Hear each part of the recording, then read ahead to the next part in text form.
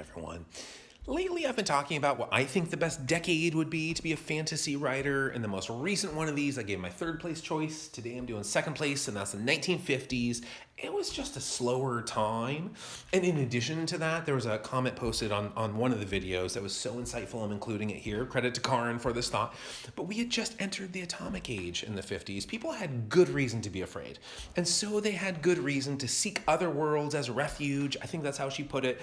And what better genre than Tolkien's for escapism of that kind? So that, plus the world just moved more slowly. Books would the stories would unfold more slowly and go a little deeper, be more realistic in the storytelling. Readers were more patience was a common virtue back then, and a well-written, insightful sentence was revered.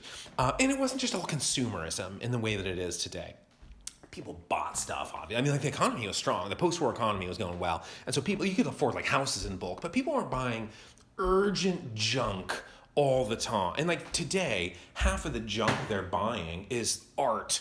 You know, it's like novels and songs and whatever. I mean, that's the junk of today. I mean, people are just in such a mad scramble to release their like unskilled, unoriginal, thoughtless bulk for money. That's the goal. I think that's the grossest goal there is.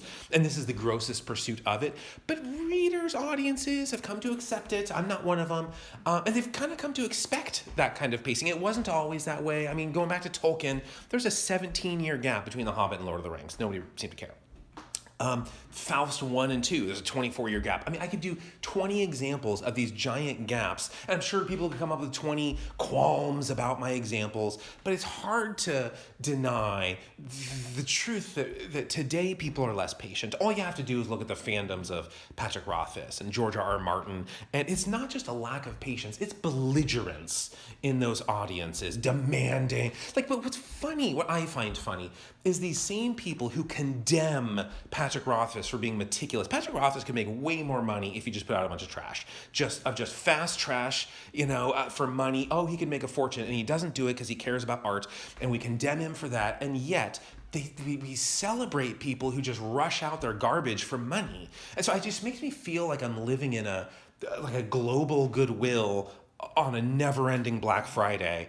And I would love to inhabit a world where it's like culture value, we would move more slowly and sentences are valued and people are patient. And I would invite you to inhabit that world with me. I think we would enjoy it. So anyway, I'll see you next time.